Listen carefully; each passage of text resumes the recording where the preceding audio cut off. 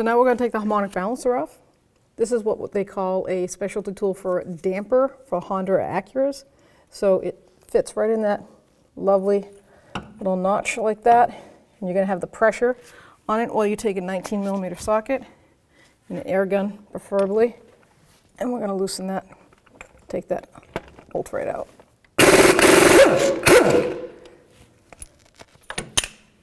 Now we can just take our two hands, hold onto the harmonic balancer and just slide it forward.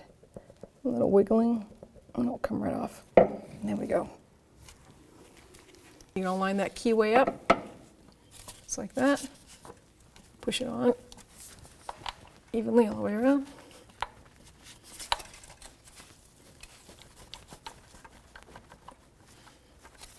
And you'll feel it bottom right out. Then you're going to take your crank bolt, slide it by hand. Don't be afraid to use a rubber mallet. You know what's on there good. Just tap it equally on both sides. It'll bottom out. And then you can snug it down with your hand. Centering tool and a torque wrench, 19mm.